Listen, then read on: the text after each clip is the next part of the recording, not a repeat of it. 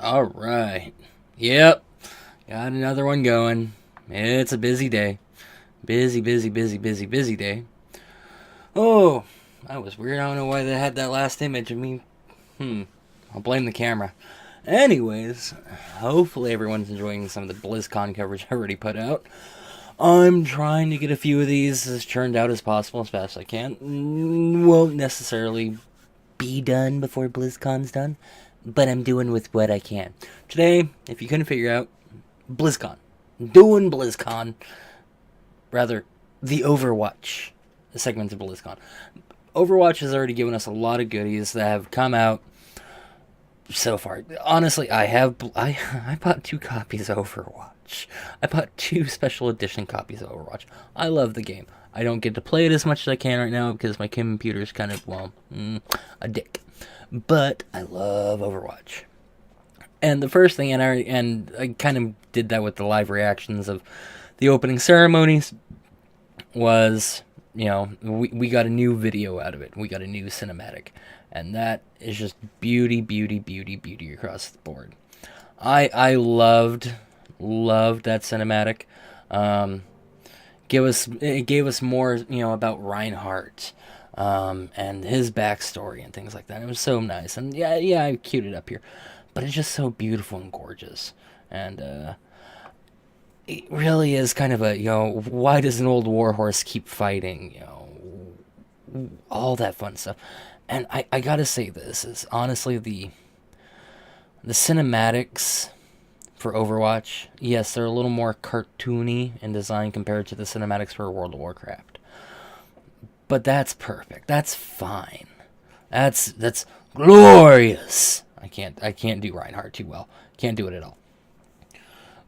But even when it's kind of cartoony, it's still very real. It's realistic. It's got good definition. It's got good shapes, and overall, the for honor and glory, which yes, I've got playing here on off to the side.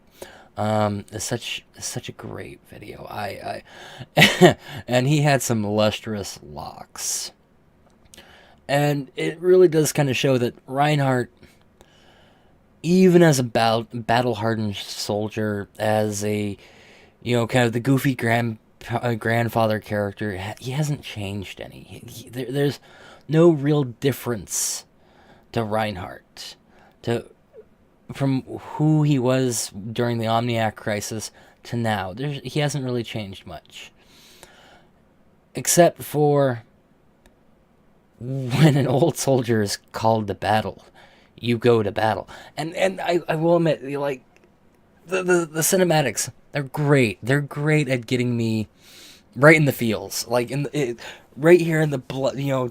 Dark black heart is my uh, dark black hearts. They get me right in the feelings, right in the feels. And I really hate saying where it's like, shaming someone. No, but it gets me right in the feels. And this video and this cinematic is just so great because we get to see, Eichenwald during the Omniac crisis. We get to see the other half of what Bastion was marching towards when he got deactivated. We get to see, Orisa combat droids. We get, why Reinhardt is kind of the way he is. We get to see why how he lost his eye, and why, as an old warhorse, he will stand back up and be their shield. And it's such a great video, and it's just so short. It's the for honor, for glory. It's it's a beautiful thing, and I'm see right here in the feelings, It's such a great thing. And I really appreciate the cinematic department. They are such massive dicks for making me feel things about cartoon characters. They really need to make their own.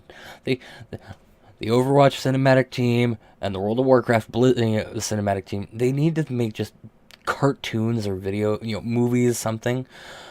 One, it'd probably be a better success than, what we got with the World of Warcraft movie, or rather, the Warcraft movie.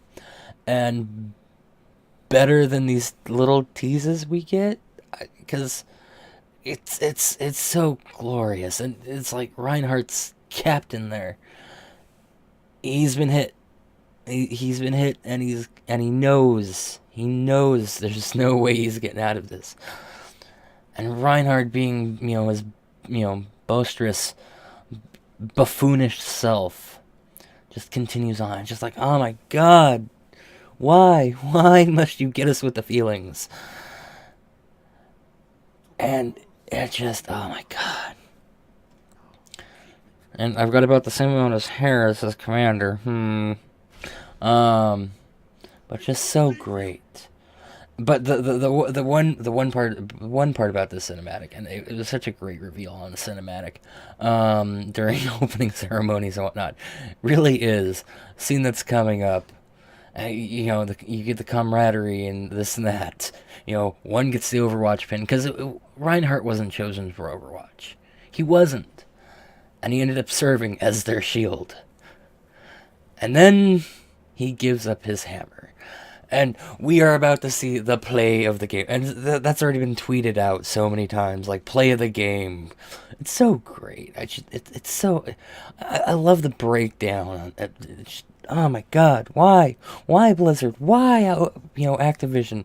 I don't even like the Activision, but since Blizzard and Activision are the same fucking company, they cause me emotions and feelings. Yeah. And here we go. Play of the game. And this is just so great, Be their shield. All of the emotions and feeling, it's so great. Oh my god. Yeah. I give this to them. They did it again. They did another great cinematic, another great, shorts trailer. And I'm glad for it. And we get to see... it's hammer time. And we get to see more of why Reinhardt, as an old guy, is still doing what he does. Still up there and out there. And so, I had to kind of recap. And kind of go back over this. It's like complete waste of a few minutes. But I think, honestly, we should all enjoy this. All enjoy it again. And me throwing my comments out there, whatever. Fine. You don't like it? Hello, phone. You don't like it? Oh well. And we get the story of why he is there, and why Reinhardt is so adamant to defend Eichenwald. Oh my god, all the feelings. And then they decide to drop another one on us. This one was fun. This one was great. I love this one. Okay, make sure that the Moira origin story. Moira, we stand on the brink of a breakthrough in human evolution. Deep dive. I have dedicated my life to unraveling its secrets. Probably would have helped if I had, turned it down. Mute the button. Mute that. There we go. That Moira is kind of like the anti-Mercy, or the dark reflection of Mercy. If Mercy wasn't in it to actually heal people, but just for the science, and that's the backstory to Moira. She's kind of like GLaDOS, actually. Kind of leaning on another game territory here. Valve learned to count past 2, by the way. Moira is, she's... Where can science take us? There are no bounds. There are no limits. There is no restrictions when it comes to science. And she's the most terrifying type of scientist. Is she has no morals. She has no ethics. She sciences for science's sake. And we see that with this origin story. We see that, with her, starting out on Overwatch. And then she gets recruited in the Blackwatch by Reyes. And she takes that further. She has no morals, no compunctions, no issues, expanding, pressing forward, further out. Even using her teammates as, new and interesting ways. And we kind of get to see that with her with her experimenting on Reyes, which is an interesting point because the commentary between Reyes and Mercy, it was always kind of, what did Mercy do to turn Reyes into the Reaper? Well, it wasn't necessarily Reyes, or not necessarily Mercy. It was Moira, using Mercy's technology of nanotech and regeneration and whatnot. And what we'll see here in a little bit, with some of the concept designs and things like that, is that the experimentation, that the and all that stuff was, and perhaps in a way also not beneficial to herself. And then we actually get the... We are bedeviled by the mysteries of creation. Then we actually get the... Science. Turn off, damn you, there we go. And then we actually get the kind of the gameplay introduction trailer, and that was actually good fun. And we get to see a little bit more Moira, and they designed Moira very much to be a rather androgynous character, rather not male, not female, but they are female.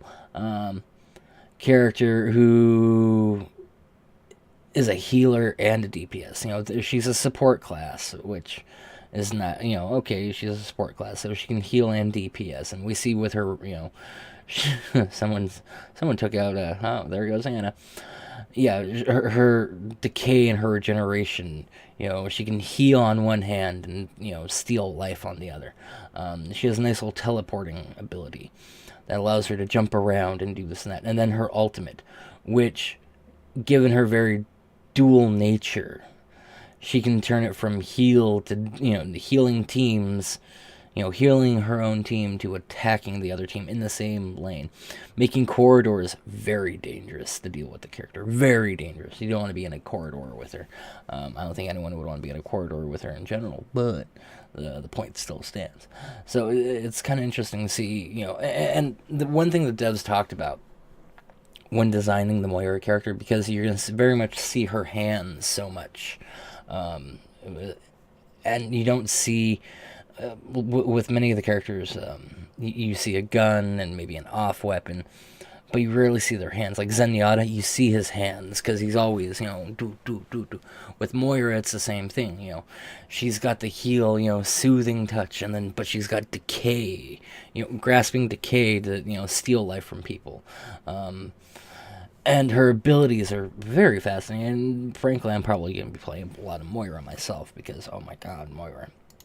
Another thing we got to see was the new map that's coming. Blizzard World. Which a lot of people are sitting there going, we want a real Blizzard World. When are you guys going to build it? And it's been kind of a labor of love. And for the whole team, with a lot of input from all across Blizzard. Because it covers Diablo, World of Warcraft, Diablo, Warcraft, and StarCraft. They're 3 big games as the primary things. And so it really is a gorgeous looking map. It looks a lot of fun. And there's a lot of little Easter eggs and things like that thrown all around. The Snacks Ramus. Goddamn Snacks Ramus. So it looks like a really fun map just across the board. Just a lot of fun. And I look forward to it coming, they said next year, not soon, so probably next year, given it's, Blizzard trademark, soon. It just looks a lot of fun. I can't wait to get on Sunrise. Damn it, wrong button. I hit the wrong button again. There we go. Perhaps I hit the wrong button. But anyways, so, we gotta look at Blizzard World, which is just... gorgeous looking, looks great. And with this we get some new skins too. Protoss, immortal. Agni Bronze Spear. Torbor. Well, you must This like me. is pretty much... everyone should have seen it coming, and it makes sense. Makes so much sense. Nova Widowmaker. Doomfist, I'm like, I don't like Doomfist. You're impressed. But he looks That's not bad. This is just too... the barbarians are so miserable. It's a lot of fun, especially since you see the gem and what looks like charging a beam. The butcher, Roadhog, kind of suck. It's kind of cool. It's kind of cool. Time is glory. You get Crusader. The right Crusaders here, are which is immortal they tied into defenders that of Germany. cinematic trailer, and then we get We're Ice on Point our May. way. So we're getting some new Ooh, this is a good one. skins and things like that with Blizzard World. So that's a lot of fun, and I can't wait to see what they actually have next time. Updates installed. Okay. Now that I got all that fun stuff out of the way, time for the nitty-gritty. Now to actually like talk about some of the stuff they talked about with the characters and everything else during the coverage. I wanted to take a kind of different change of pace on this video. I wanted to, highlight the main points that they gave that they gave out for all these other things, and then actually talk about the stuff that they actually talked about, like Moira. Okay, Moira. I briefly talked about this, and I'm actually gonna have to like pull up the folder for that one, because I dropped the ball. I dropped the ball, man. I dropped the ball. I was a bad monkey. I dropped the ball. I dropped the ball, George. I dropped the ball. But anyways, pardon the insanity. I've been awake for too long, and I've got a few other things I have to do today before the day is done. So with Moira, there we go. That's the image I wanted. Let's go to that, and then I need to. Anyways, so with Moira, they did a lot of cool kind of things with her. The one thing they did, and this was kind of fascinating to me, is make sure that's in the right spot. There we go. They gave us a lot of info on Moira and things like that. And now, time to... Boop. There we go. Alright, so with Moira, we got a lot of the... we got a lot of information about her. Her biotic grasp, her biotic orb, fade, and coalescence. Now with that is... okay, cool. Her left click ability for biotic grasp is regeneration, which heals people, which is kind of cool because it makes a great healer support character, and it's not a particularly quick heal, and it does have a bar, as you can see right here, that does come down as you heal more. And that happens, but you can chase people around, heal them, kind of like Mercy, which is nice and good fun. And that's actually kind of cool, because you've got another kind of quick, agile healer type, unlike Zenyatta, or you have another get-in-your-face healer who also has ability to put up a fight, unlike Mercy.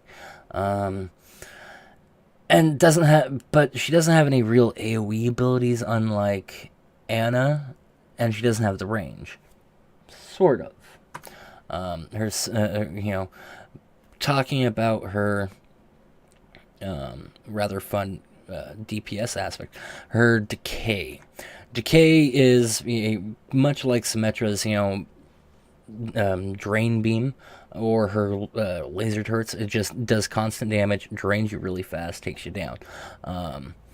And does a little bit of healing to herself, so she does draw a little bit of life out of it. It tops herself off and keeps her in the fight. So that's really cool. Is the biotic grasps of heal and decay.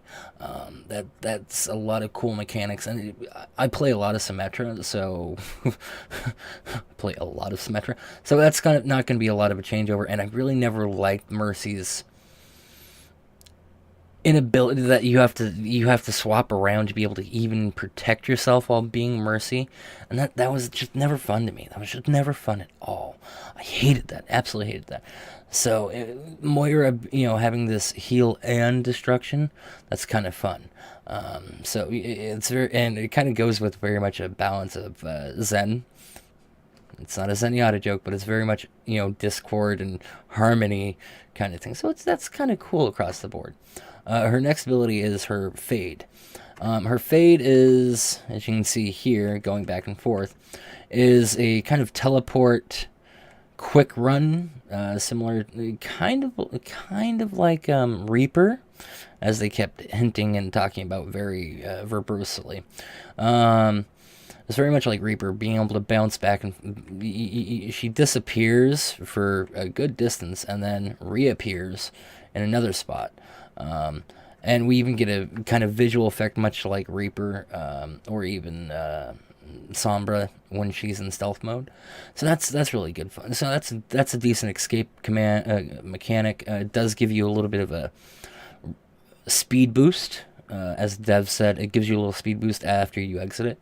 So that's kind of good fun. And allows you to, hide around a corner, allows you to catch up to a teammate who needs healing, get you in and out a lot better than some things. Next one is Regeneration Orb, and this one's kind of cool. Okay, again, it is a dual nature one. As you can see here, you charge it up. You've got a choice of heal or damage. So it's E and then right or left click. That might get a little bit of tuning, a little bit of tweaking, a little bit of changing around for a release. Don't know quite yet. Anyone who's at BlizzCon testing, for the love of God, notes, and notes. But the thing is when you charge it up and you're healing teammates, is that the orb itself charges up and then does bounce, and as it bounces and heals, the orb does shrink.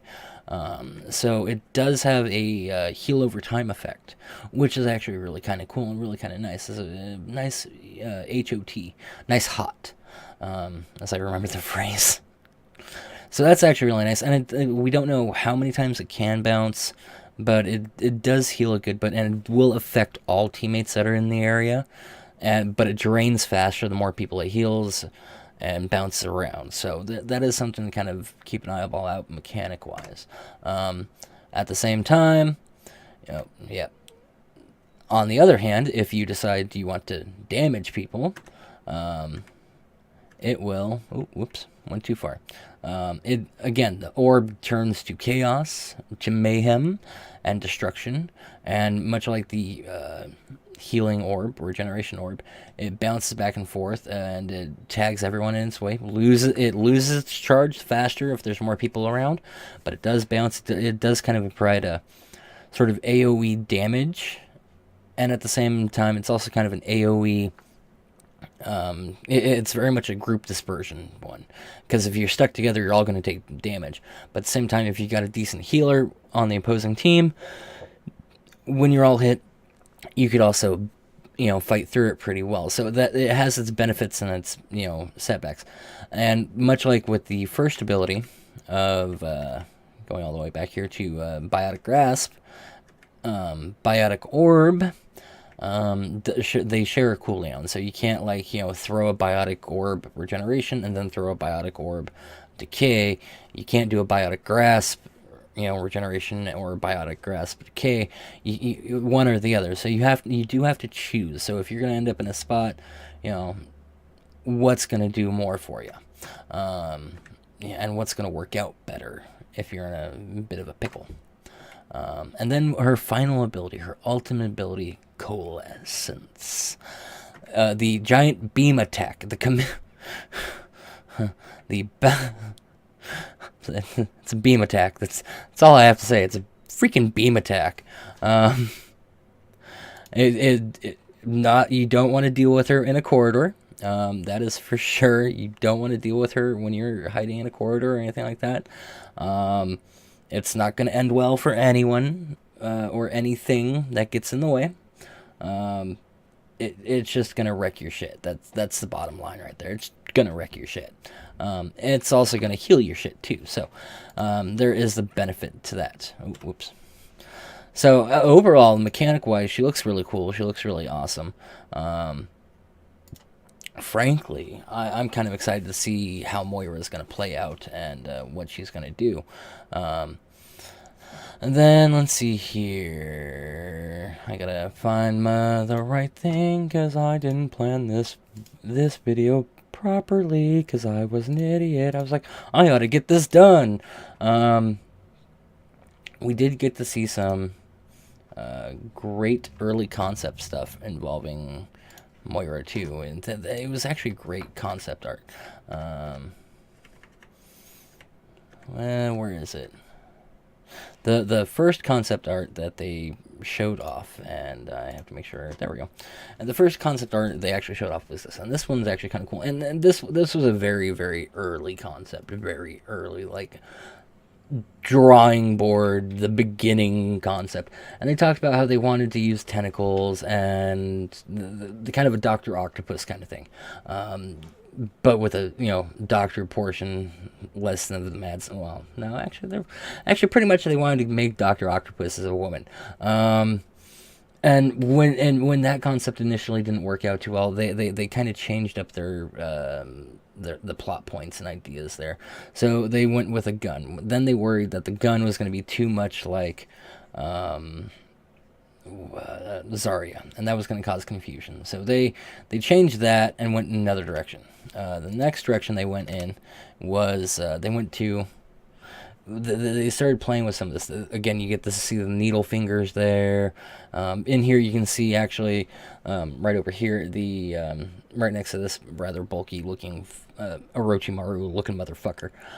You get to see where they started introducing the duality, and the same with the concept that was hiding behind my head, and that's when they started, also toying with the very androgynous, very neutral character tones of the and somewhere along the lines they started toying with and teasing with, and eventually they came to this. And this one's actually, and this is the final concept design, and that's actually really kind of cool. So I dig all across the board the creative process, because you can very much see where they started out and where they ended up with across the board, and that's actually really good fun. I enjoyed that immensely. Ooh, wrong screen. There we go. And then I gotta pop up. This one I kind of have to like jimmy around a bit. This is a concept. This is a concept art for a skin for Moira. And I'm just sitting here going, that is a hell of a tribute to David Bowie and glam bands, especially with the happy-looking lava lamp here. Their words fail me for like how cool and terrible the concept art for this is. It's like, that is so awesome and so terrible. And then okay, here we go. Then we got the Oasis concept. Since she is the head of genetic research for where Oasis is based from, she has her own Oasis armor, much like Symmetra does. Not Symmetra. Much like Sombra. I take that back. It is Symmetra. So it's kind of interesting to see a Talon agent in this very resplendent, very technological, kind of very techno-organic looking armor. Especially when you look at Symmetra. You would kind of sit there and think that maybe these two characters wouldn't exactly get along, but then you sit there and go, they very much would, because Symmetra's about balance and also the good of the world and all that fun stuff. So it's like there is some serious work put in there. And then they actually talked about how Blizzard World will set up as an actual arena. And first off, they talked about you got the Heroes of the Storm arcade and the Tavern Brawl. Oh, there's the initial map. I wonder how I messed up that. No. Here's the actual map, and this I like that they actually made this map. This is kind of cool. You got Shen's. I really have to move out of the way. You've got like the spawning pool down here. You got the Nexus experience. You've got the Hatchery Petting Zoo, Pestil's Apothecary, Escape from the Stockade, Ancient Curios. It is very much not so much a Disney World, but very much a Blizzard World. If they ever made Blizzard World a real thing, a legitimate real thing, I would hope this is what the map would actually be, and I would go. I would go to this way more than I would ever go to Disneyland, because holy crap. Anyway, so for the teams, the attackers start in the Nexus Arcade, start in the Tavern Hearthstone Tavern, and the Defenders start in the Heroes Arcade. And they push on through to the first choke point, which is a nice little kind of, oh, look, it's Stormwind. And they can go through the main gates, or they can go through Lost and Found Vikings, which is great, to get to or go through and take a shortcut through the Fargo Deep Mine, to eventually get to this point, which is a nice little mini arena in and of itself. It's a nice choke point. It's also where you got to pick up the cargo bay, or the payload, since it is a hybrid map. And Fargo Deep Mine, Snacks Ramus, and Flight of Duskwood, this is what I'm going to make into a background, especially with the Murloc Island in the background. You can't really see because I have to move out of the way. There we go. This one I may just make into a background on my computer. It's so great. But you've got all these little side spots and ambush points and things like that to be able to fight back and forth with.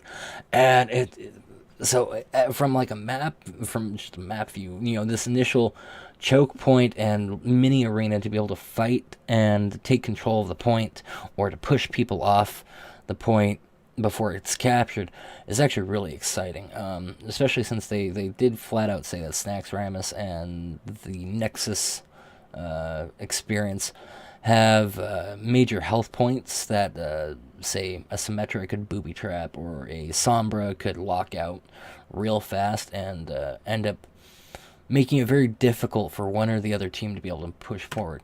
And then once you get past that, you go into the Pylon Terrace area with this rather lovely siege cannon next to the Nexus experience. This is so great looking. Unfortunately, the siege tank does nothing, but again, this is a larger scale arena, where you've got multiple choke points, multiple ambush spots, multiple holes to just pop out. You can have the team, one team on top jump down on the other one. The other one could be booby trapping. All across the board looks amazing.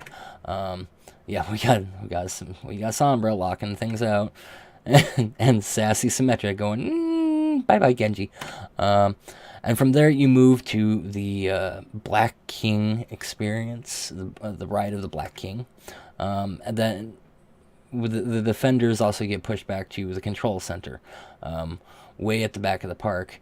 Or then you have to, Reign of the Black King, there we go, Reign of the Black King experience, where it's very much Diablo, across the board.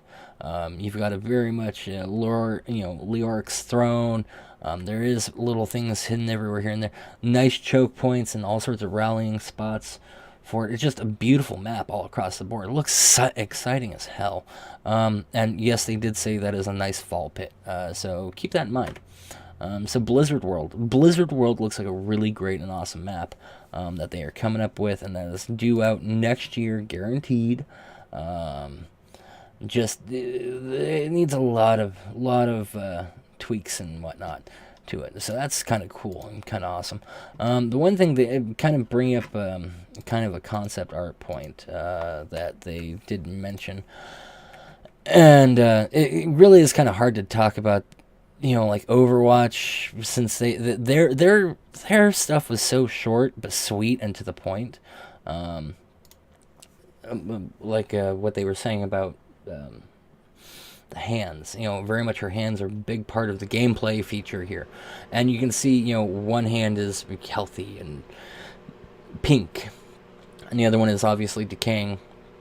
Given her assistance with Reaper and whatnot, that's rather kind of interesting.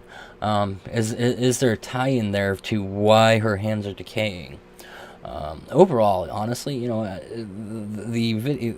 the presentation they had, they didn't drop some major bombshells on us, but they dropped a lot of goodies in general, and by God, it was fun. You got emotions, you get all the fun and experience that comes with it. And it's like, you pricks causing me to feel emotions. Why would you do this to me? Why? And overall, it's so much fun. And I honestly, they didn't have to give us much, because they, put out a lot of stuff. They did say when talking about the skins, the new skins, Those will be when Blizzard World comes out. The skins will be put in to the standard loot box. So there's no like seasonal event crap. There's no. You can get those in a standard loot box, no problem. So that's kind of nice. I do hope they add in more Blizzard skins. I think honestly, Junkrat would be a great Kobold. It just says Kobold to me. I'm weird like that, Overall, the coverage and the goodies they threw at us for Overwatch was just fun across the board. I know not a lot of people were particularly excited on one hand. On the other hand, a lot of people were just going gaga. Me, you know what? I enjoyed it, and I love the cinematics. I love the visuals. I love the introduction of the new character Moira. Especially since I seem to play a lot of support and DPS, so this character is kind of right up my alley. But that's just kind of how I am. That's just me. I'm weird like that. So, given what we have seen, what they have done, what they have given us from BlizzCon for the Overwatch coverage, and honestly, I think it was really fun. A lot of good. I'm excited to see what we're going to get when Moira finally premieres, when they finally bring us the Blizzard World map, seeing what that does. Now, there was some Q&A. A lot of the Q&A, they did talk about, the LBGT thing, and how since it's always diverse characters, and, they love bringing diversity to it, and that's part of, when they were designing Moira, it's like, well, why don't we make her, kind of androgynous? Which is good fun and kind of cool across the board. Some people are trying to get, notes of, where, what's the next PvE event like Junkenstein's Revenge? Are we going to get more backstory? One person actually asked a very good point of, there's all this backstory and lore and whatnot, but we don't get it in-game. And that's something me and Rendell have talked about extensively, how there is so much backstory and information to Talon, to Overwatch itself, as to these groups, to Blackwatch as a group, to all these other groups in the background, but we don't know. We don't know anything, and we have to go hunting for it to find anything. And that's just annoying as hell.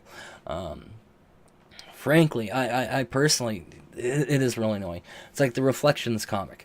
I didn't know about, it's like I found that on accident after I read an article about, Tracer's gay. It's like, Tracer's gay? Wait, where are you finding this? So that is like one comment point I have, that they really need to introduce some of the lore stuff better into the game. We got that with the Omniac Crisis 2.0 event, which was fun. Didn't get to play it a lot, but it was a lot of fun. We got some of the, we get some of the kind of wink wink nudge nudge with the Junkenstein's Revenge.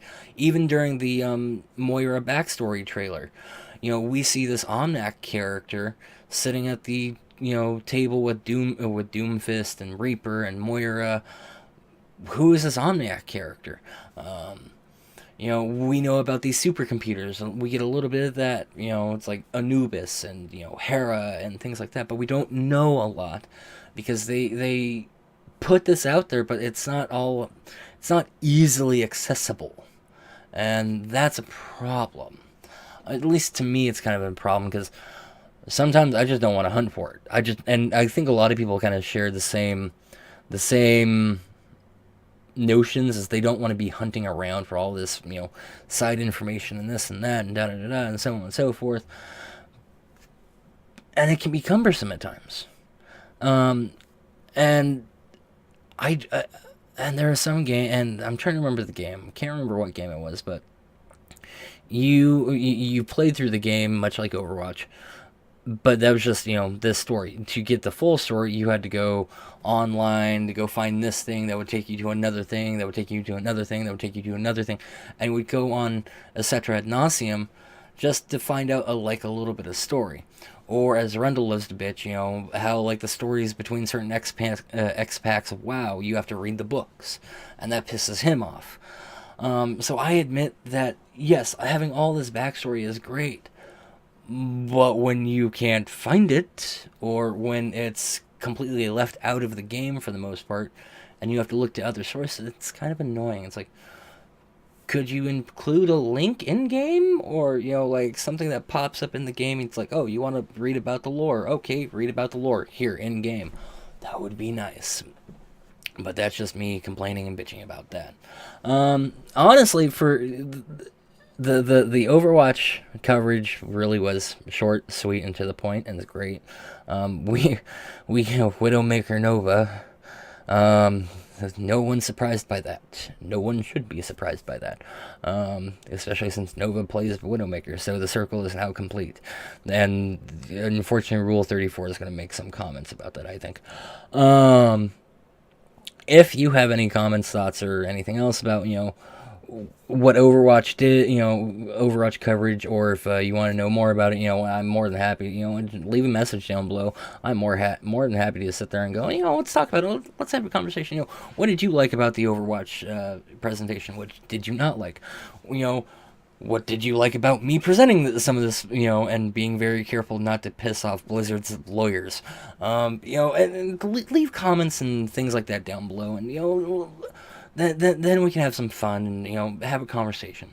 But otherwise, until next time, I really honestly hope everyone has a good day, has had a great BlizzCon, and stays around and hangs out for more. And, if for some reason you actually enjoy what I do, hit a like, hit the subscribe, leave a comment, things like that.